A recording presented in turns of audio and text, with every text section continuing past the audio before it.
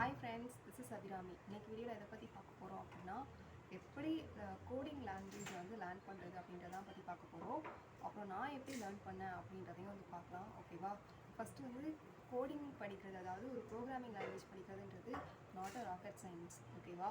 நான் எப்படி கோடிங் படித்தேன் அப்படின்னா, நான் வந்து கோச்சிங் கிளாஸ் போய் தான் படித்தேன். ஆல்சோ என்னோடய பேக்ரவுண்ட் வந்து இன்ஜினியரிங், அப்புறம் ஐடிலேயும் என்னோடய பேக்ரவுண்ட் வந்து இருந்துச்சு.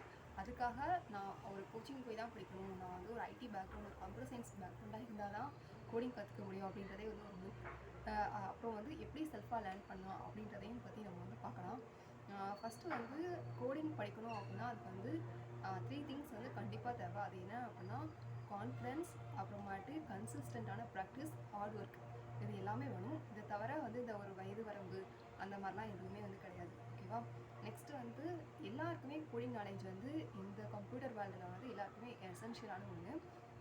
ஓகேவா? இப்போது நம்ம வந்து என்னென்ன ஒரு ப்ரீரெக்யூசைட்டான ஒரு நாலேஜ் வேணும் ஒரு கோடிங் படிக்கிறதுக்கு அப்படின்னா எதுவுமே இல்லை. அதாவது நான் வந்து இனிஷியலாக வந்து எதை வந்து படித்தேன், எந்த கோடிங் லாங்குவேஜ் படித்தேன் அப்படின்னா நான் வந்து ஜாவா படித்தேன். அதாவது ப்ரீரெக்யூசைட்டாக எந்த ஒரு நாலேஜுமே வேண்டாம் அப்படின்னா நம்ம சூஸ் பண்ணுற டெக்னாலஜியை பொறுத்து தான் அது இருக்குது.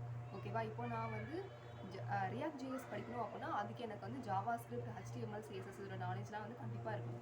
ஆனால் ஜாவா படிக்கணும் அப்படின்னா அதுக்கு வந்து C++ அந்த மாதிரியான ஒரு ஃபெமிலியரைஸான ஒரு ப்ரோக்ராமிங் நாலேஜ் இருந்தால் தான் இதை ஜாவா படிக்க முடியுமா அப்படின்னா அது வந்து கண்டிப்பாக இல்லை. ஜாவா படிக்கணும் அப்படின்னா அதுக்கு ப்ரீரெக்யூசைட்டாக என்ன தெரிஞ்சுக்கணும் அப்படின்னா ஊப்ஸ் தெரிஞ்சுக்கணும். ஓகேவா?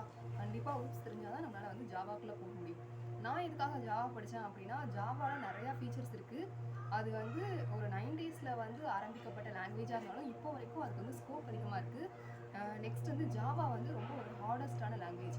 இப்போ நமக்கு வந்து ஜாவா படிச்சிட்டோம் அப்படின்னா நம்மளால் ஃப்யூச்சரில் எந்த ஒரு லாங்குவேஜ், எந்த ஒரு டெக்னாலஜி வந்தாலும் நம்மளால் வந்து ஈஸியாக அடாப்ட் ஆகிக்க முடியும். அதுக்காக தான் நான் வந்து ஜாவா சூஸ் பண்ணேன். நெக்ஸ்ட்டு வந்து என்னென்ன மாதிரியான வெப்சைட்டெல்லாம் நம்ம வந்து ப்ரூஃப்ஸ்க்காக வந்து ரெஃபர் பண்ணோம் அப்படின்னா W3, Java point, tutorial point, இந்த மாதிரி வெப்சைட்டில் இருக்கிற ப்ராக்டிஸை வந்து ஸ்டெப் பை ஸ்டெப்பாக நம்ம பண்ணோம், கன்சிஸ்டண்ட்டாக ஹார்ட் ஒர்க்கோடு நம்ம வந்து பண்ணோம் அப்படின்னாலே நம்மளால் வந்து ஒரு மிட் லெவல் ஸ்டார்ட் அப் இதில் இருந்து ஒரு MNC வரைக்கும் நம்மளால் வந்து ப்ளேஸ் ஆக முடியும்.